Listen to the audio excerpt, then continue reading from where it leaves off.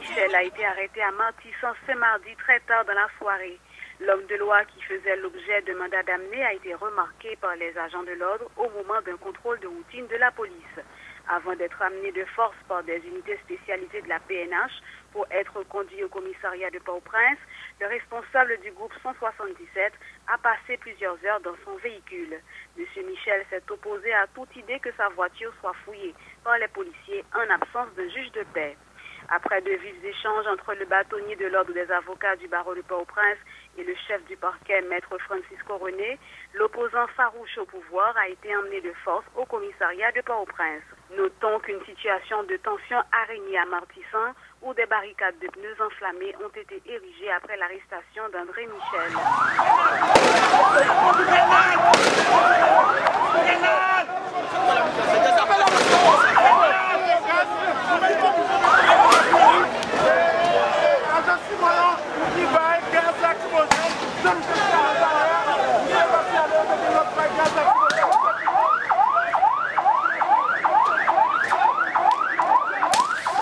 Que Maître Michel est accusé du meurtre de l'étudiant en 4e année à la faculté de droit de l'université de Port-au-Prince, Franzi Duverso, le 18 octobre 2010. Dans un communiqué, le ministre de l'Économie et des Finances, Wilson Lalot, a annoncé que suite à la rencontre avec les grévistes de l'administration douanière lundi, au terme des discussions, les deux parties ont convenu que dans le souci de juguler cette crise et de continuer à servir convenablement la population, avoir adopté les dispositions suivantes. La reprise immédiate des activités à l'AGD, la formation d'une commission d'enquête administrative devant fixer les responsabilités dans le cadre du dossier de corruption impliquant des employés de la douane. Cette commission sera composée d'un représentant de l'Inspection générale des finances, d'un représentant de la direction de l'inspection fiscale, d'un représentant de l'unité de lutte contre la corruption et d'un employé de l'AGD. Au cours de l'enquête, les employés feront preuve de retenue et de discipline dans l'exercice de leurs fonctions. Pour sa part, le ministère de l'Économie et des Finances n'exercera aucune forme de représailles à l'encontre des protestataires.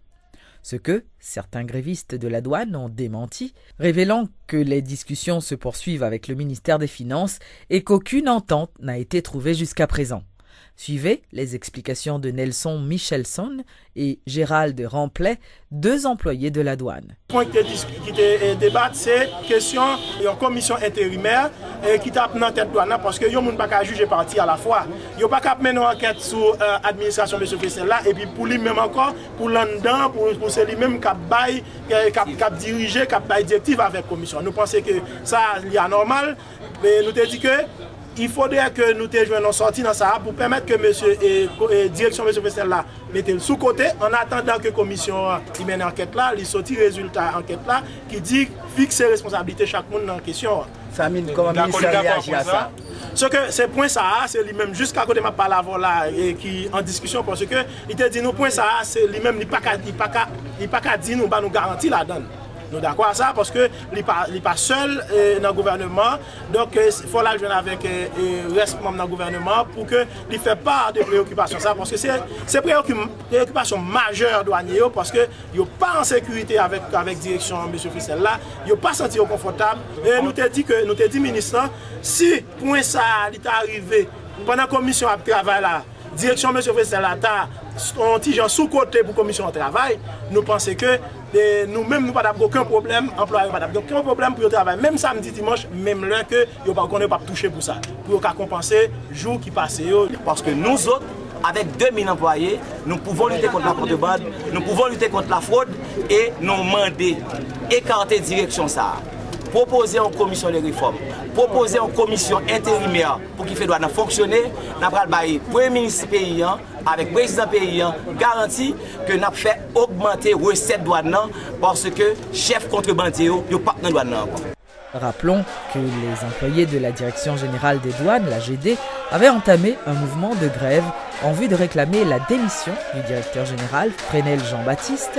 Le mouvement de protestation s'était intensifié suite à l'arrestation du directeur de la section recevabilité et interprète Vanel Pierlier.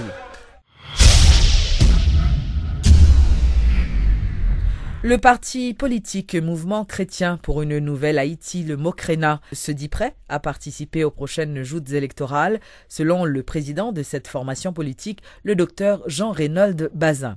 Rappelons cependant que le MOCRENA ne participera pas à des élections qui ne respectent pas les prescrits de la loi électorale. Nous ne parlons pas vide constitutionnel dans le pays comme pour dire que un jour, on va gagner un monde qui constate la caducité du Sénat, ça seulement, et pour donner des vides constitutionnels, et puis nous diriger Jean Yovlé, nous pas fait ça, la République d'Haïti pas fait. Nous toujours fait le clair que MOCRENA a participé dans toute élection dans le pays, sans désordre, sans brigandage, sans magouille, ni rien de semblable. Faut que dans tout niveau, mais faut que c'est des élections honnêtes, crédibles et démocratiques. Date élection passée déjà dans le pays, c'est pas nous qui faisons élection pas faite. Le gouvernement a une sorte de latence, la Kaili pour faire élection, et ce qui semble-t-il n'a été répal, qu'on y a 4 là, et marrer, les malbattre, c'est responsabilité du gouvernement pour collaborer avec les politiques de ce pays pour trouver une sorte de consensus pour les élections. Puisque date là déjà passée, voyez, et que la Constitution déjà dit qui date élection supposée faite dans le pays, et bien en dehors de cette date, il faut que son compromis politique, voyez, qui doit prendre. À l'issue d'une rencontre entre le Premier ministre Laurent Lamotte et le président des Amériques Entreprises, M. Stephen Orlovsky, la compagnie Heineken compte investir plus de 100 millions de dollars en Haïti dans les prochaines années. Le président de la Heineken a indiqué que la compagnie va dans un premier temps acheter les matières premières directement des mains des paysans haïtiens. Je nous connais, Heineken a racheté Brasserie Nationale d'Haïti et il a investi pendant la prochaine année là, plus que 100 millions de dollars. Donc le président est venu, nous faisons une rencontre, côté que nous faisons une revue d'investissement. Nous connaissons que l'objectif du gouvernement, c'est pousser l'investissement privé en Haïti, investissement international privé, même avec investissement locaux. Donc le président est venu dans une visite pour que il soit capable de venir une nouvelle chaîne de production que le bras mettre sous pied dans la Brasserie Nationale pour que il puisse produire plus prestige, il puisse produire plus malta et tout, les annoncements que il peut commencer à travailler avec paysans pour acheter matières premières là localement. Donc ça c'est une grosse victoire pour nous et encore une fois, il montre que dans la création d'emplois, il montre que le pays a lui-même l'avancé et nous avons une grosse compagnie de quoi qui investit dans le pays. Donc nous remercions le président de ce que il vient chita avec moi aujourd'hui pour expliquer mais qui qualité d'investissement qu'a fait dans le pays, qui j'ai investissement pour fait et tout partenaire qui est impliqué dans l'investissement ça. Merci. Nous sommes très contents pour nous là, c'est un plaisir pour moi là quand on est un investisseur en Haïti. Donc nous voulons accompagner le pays dans le voyage que l'a fait vers et le fait que l'ouvrit pour investissement. Donc Heineken camper avec Haïti dans l'aventure ça. 15 minutes, c'est le temps maximum que l'Office d'assurance véhicule contre tiers entend mettre désormais pour intervenir en cas d'accident de la circulation. Des motocyclistes de l'OAVCT seront placés dans divers points fixes à travers la zone métropolitaine, selon ce qu'a annoncé le directeur général adjoint de l'institution Noël Goudrock, qui rencontrait la presse ce mardi à la primature. Il a également fait savoir que des dispositions sont en cours au sein de l'OAVCT en vue de moderniser cette institution. Premièrement, nous gagnons un centre ambulancier que loi toujours prévoit qui pas jamais été fait. Donc, nous avons passé Anissa sous l'égide direction générale là, avec appui gouvernement, pour nous mettre service ambulancier à sous. Nous gagnons assurance optionnelle là. Assurance optionnelle là, c'est qui s'allie, soit assurance qui pas obligatoire, soit assurance, Jean-Noël le dit, soit assurance optionnelle. C'est-à-dire que n'importe qui citoyen doit assurer machine pour un montant X, même avec une assurance privée. Ça, c'est pas nous qui inventons, c'est la loi qui dit pour nous faire. Nous avons 4 sécurités routières que la loi fait exigence pour tout le monde gagner. Il n'est pas jamais appliqué, nous parlons si Anessa tout nous mettre. Donc, son code que nous allons mettre sous pied, avec code ça, nous avons accès à une série de bagailles, comme le centre ambulancier par exemple. Par exemple, nous avons un service comme mocage là, que nous pouvons mettre sous pied, qui n'est pas dans la loi, mais nous-mêmes nous estimons que parce que, il est clair que des fois, quand on fait accident, et la rue a bloqué parce que AVCT pour venir. Il y a deux bails à faire. Premièrement, service constat, nous allons essayer de mettre des points fixes à moto, quand pour la police. Au moins, on a commencé dans la zone métropolitaine, et on a des points fixes à moto, et maximum temps dans la zone métropolitaine pour nous faire un constat, disposer 15 minutes. Et nous allons laisser avancer avec service remorquage ou AVCT à côté avec un frais minime, côté citoyen qui a fait remorquer machine pour lui. Tout le se va le faire avec transparence, en façon pour aider service circulation dans le travail avec la faire. Nous connaissons que route pas gros, route petit, donc tout ça AVCT a fait la faire dans ce sens. On le bat encore qui est très important, c'est service online ou AVCT. Son service côté n'importe qui citoyen qui a un carte de crédit, il a monté sur le site AVCT, c'est oavct.gouv.ht. Côté il a inscrit sur le site AVCT. Si machine a une assurance qui finit, qui a 1 an seulement, et bien, il est capable avec carte de crédit, renouveler l'assurance là. La DINEPA a procédé ce mardi au lancement officiel du référentiel technique pour le secteur eau et assainissement.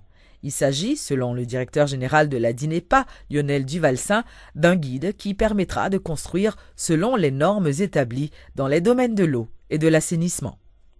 Désormais, la Direction nationale de l'eau potable et de l'assainissement dispose d'un référentiel technique. Lancé officiellement ce mardi, il s'agit d'un document d'orientation et d'indication de près de 5000 pages qui permettra à la DINEPA et au secteur travaillant dans les domaines de l'eau et de l'assainissement de mieux remplir leur mission. À compter de ce jour, ce guide entre en vigueur. Plus question d'improviser, soutient le directeur général de la DINEPA, Lionel Duvalsin. Si on a gagné pour le poser en canalisation, et assez souvent, nous qu'on a passé, nous voyons passer à terre directement. Eh bien, document ça, montrer à qui profondeur pour enfouir tuyau. C'est-à-dire que faut que tu enfouir à un minimum de 80 cm pour aller à l'abri de tout. C'est-à-dire que camion qui a crasé lui, à l'abri de monde qui a vandalisé le tout. Donc, tout élément ça, c'est des éléments que vous allez joindre dans la directive technique DINEPA. Voilà une bonne nouvelle dont se réjouit le représentant de l'UNICEF en Haïti. Ce guide devra permettre au pays de devenir un modèle pour les autres, si toutefois il est respecté à la lettre, a fait remarquer Edouard Becbeder. Il y a un travail qui est très long, les besoins sont énormes en Haïti, ne l'oublions pas. Le chantier est très divers, donc il faut bien commencer par quels sont le référentiel qu'il faut suivre pour pouvoir faire un travail de qualité. Mais rien n'empêche aujourd'hui Haïti, avec ce référentiel, d'atteindre cet objectif. Dans ce même ordre d'idées, sa stricte mise en œuvre est nécessaire. Des sanctions sont même prévues à l'encontre des contrevenants, prévient le directeur général de la DINEPA, Lionel Duvalsin. Si c'est une entreprise et que l'État est capable de continuer toujours à faire le même genre, eh bien ça DINEPA a fait, on a sorti en liste rouge que on a mis sur le site DINEPA. Que pour tout le monde connaît que Mounsa pas fait travail comme il faut et bailleurs de fonds à pour courant. Il y a pour que monde ça c'est pas un monde qui respecte les directives, c'est pas un monde qui va continuer à financer. Notons que l'Office international de l'eau a mis 2 ans pour élaborer ce document financé par l'UNICEF à hauteur de $900 000.